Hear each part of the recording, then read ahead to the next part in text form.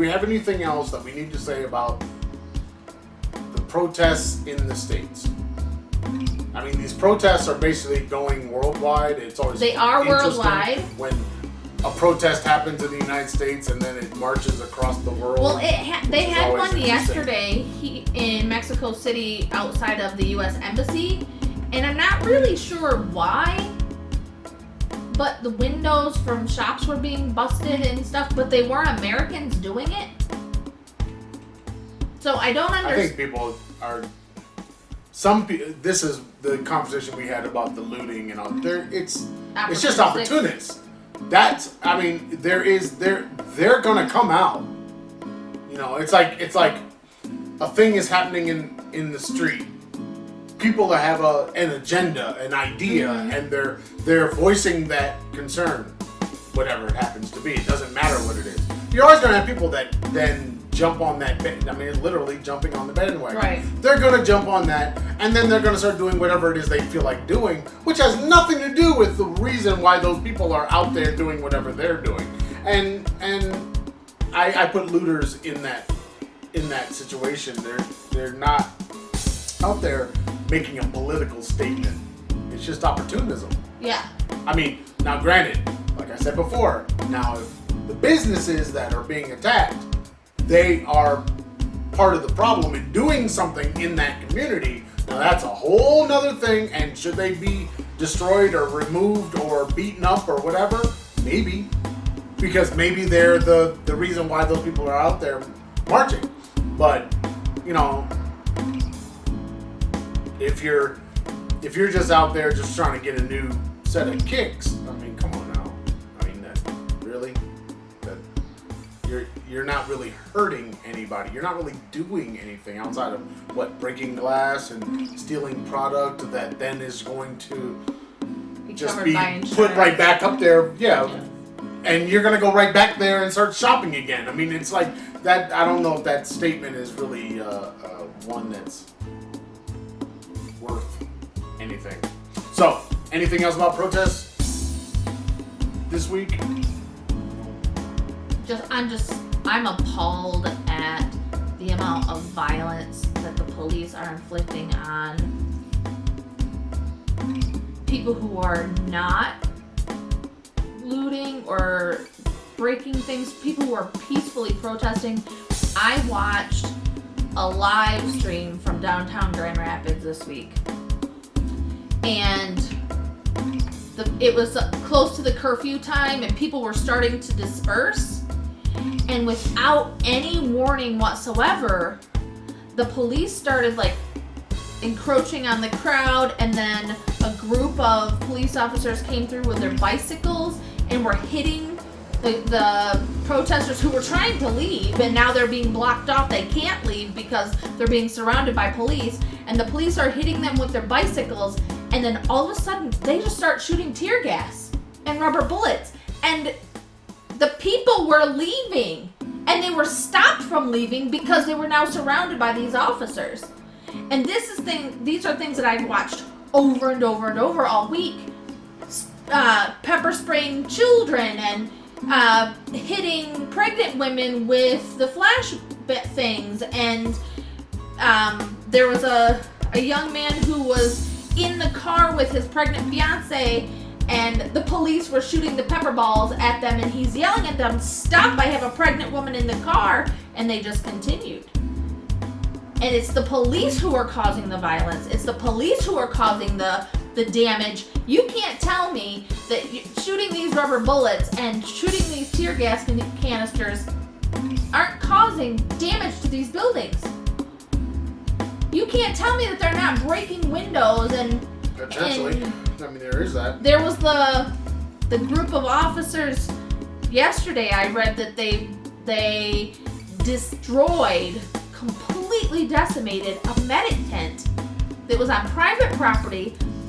The group running the tent had verbal confirmation from the police department that they could be there, and a SWAT team came, threw them out, and destroyed all of their things, smashing and medical equipment and medical supplies, dumped out and destroyed cases and cases of water and then left the litter there in a mess. And there was no reason for it.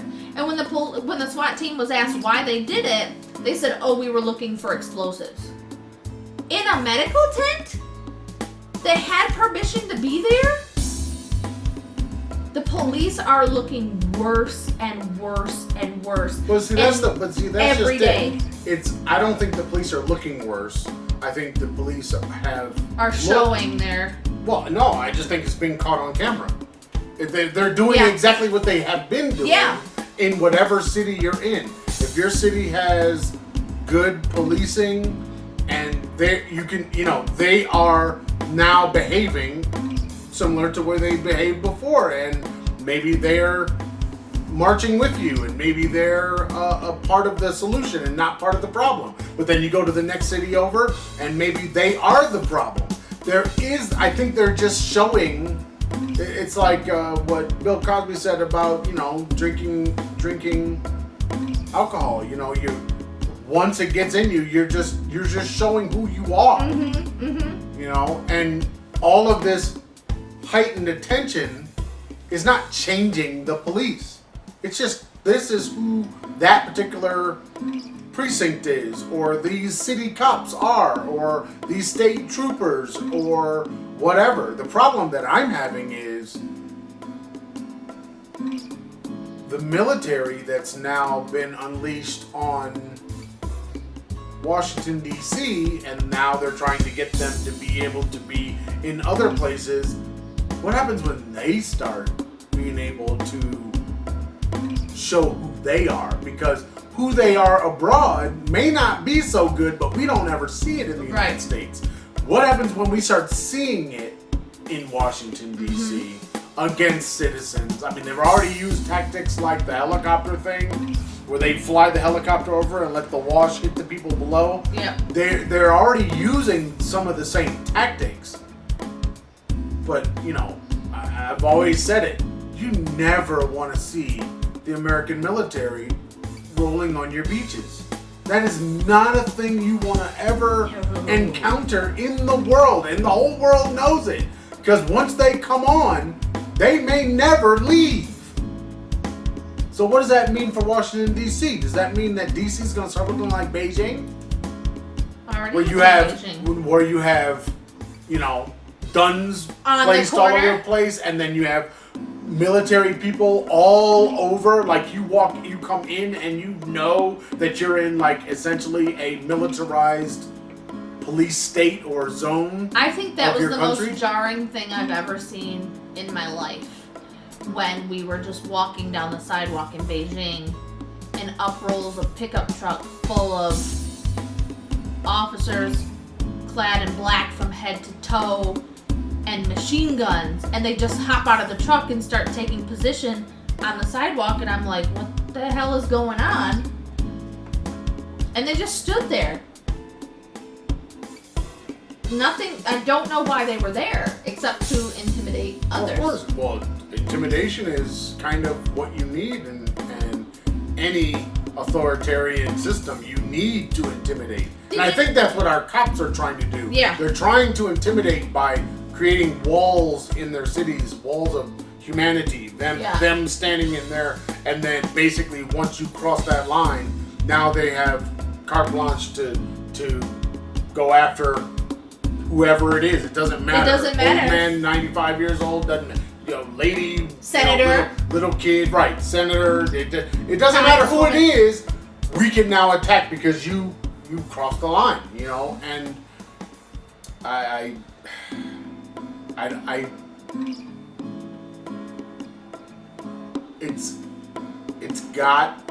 if it doesn't stop, it's going to keep escalating.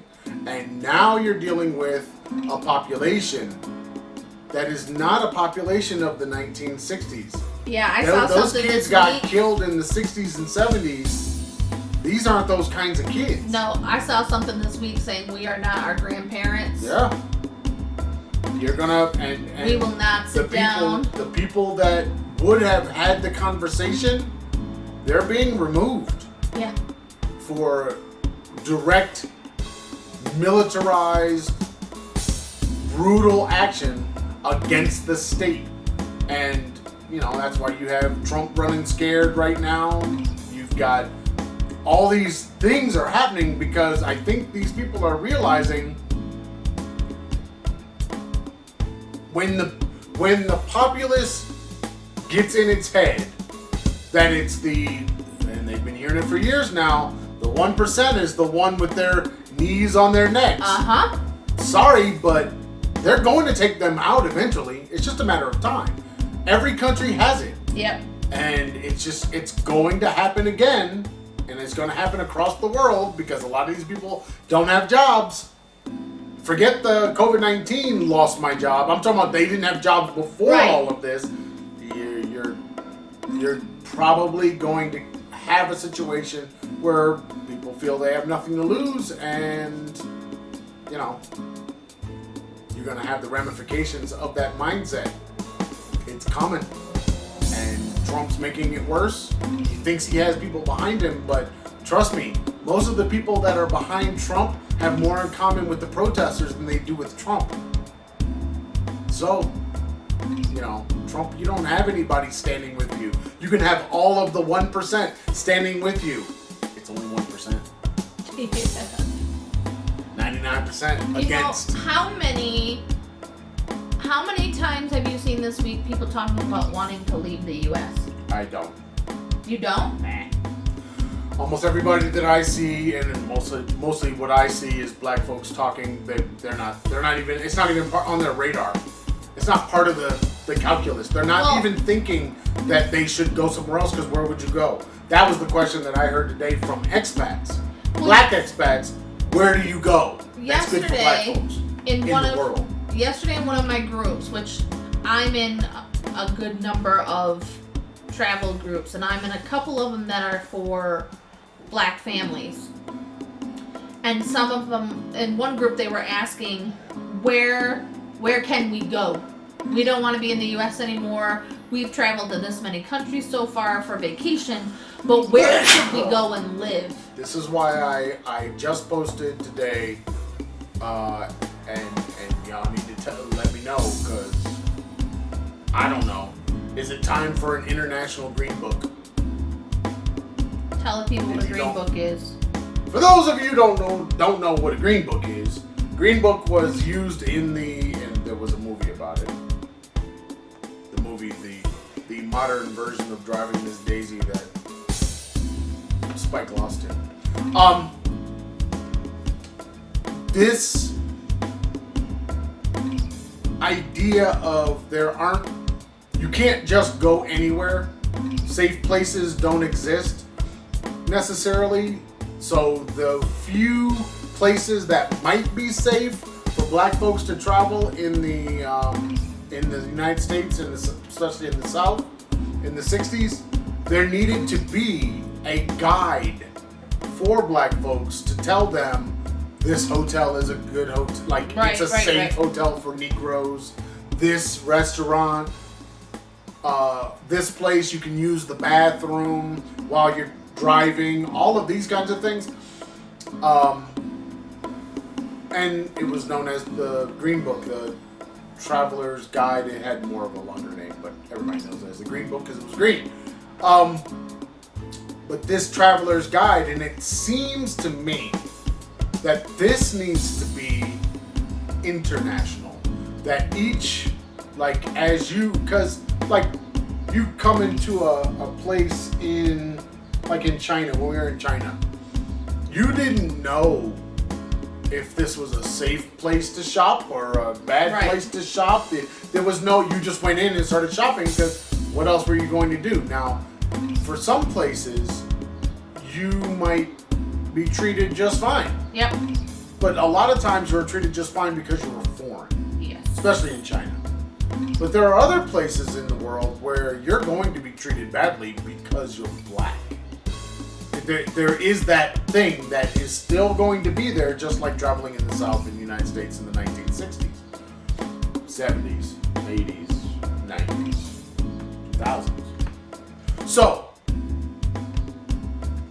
do we need to have something that brings together all this information for the individual countries out there, because honestly, I don't know if there's. I mean, I was seeing people's comments.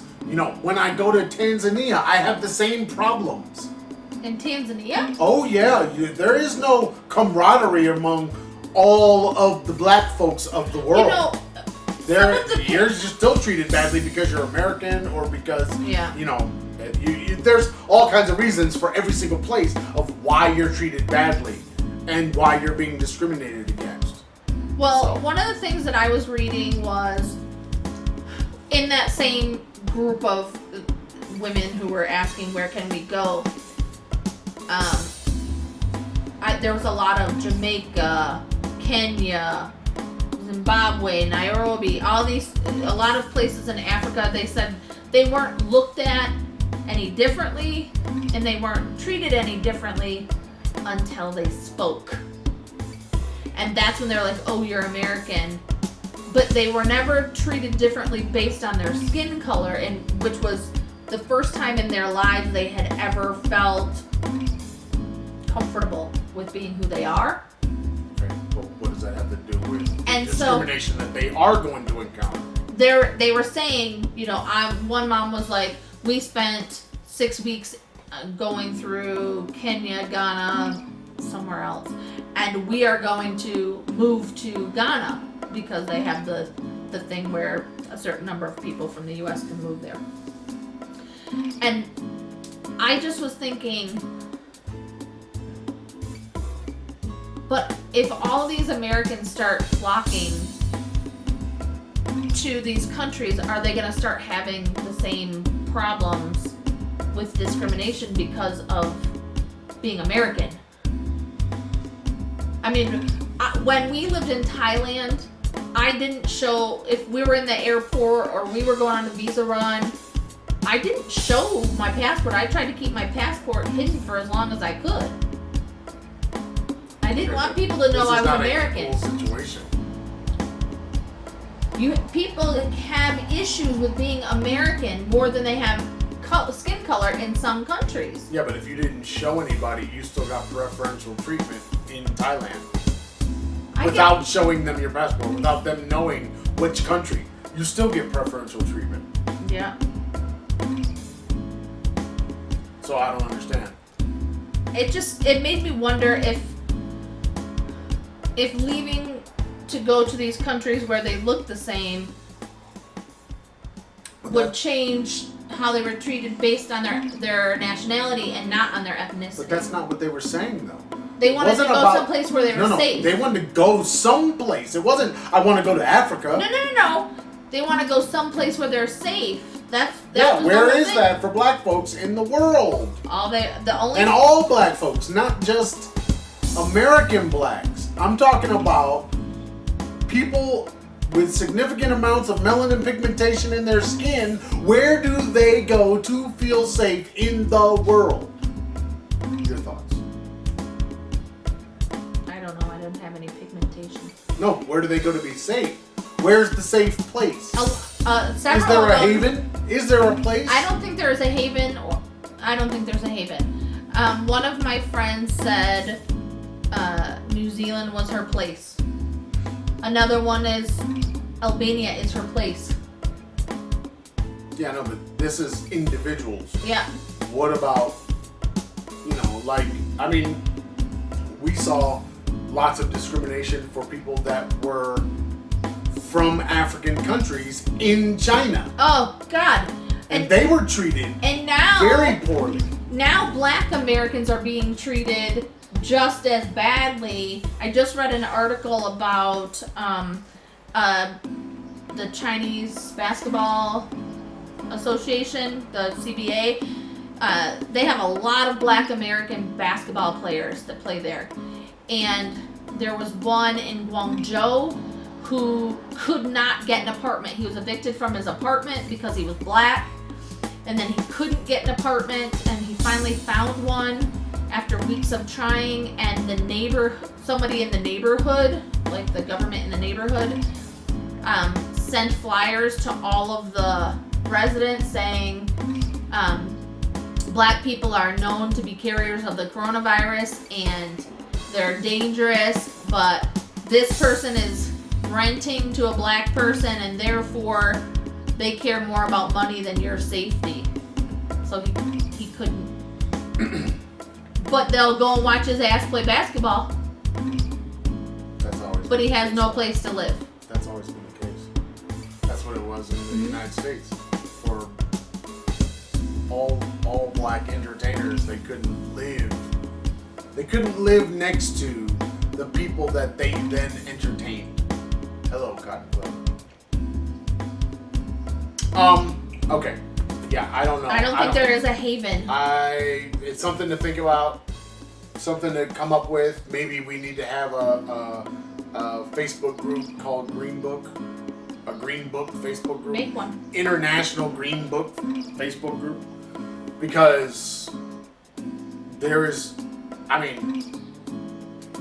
there are places that might be. I think what we're really talking about are shades of gray. There's no good and there's no, I guess there is no good. There's lots of bad. But basically this place is a little bit better than that place. And why? Kind of thing. I guess we could do the same thing for vegans. Yep. This place is vegan friendly and that place is not. Same idea, really.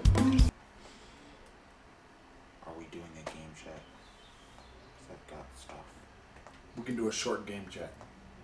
Do you want to do one of the things in here? No, we don't need to. Go check out the game chat. Then I don't. On the YouTubes. I don't have anything for this podcast.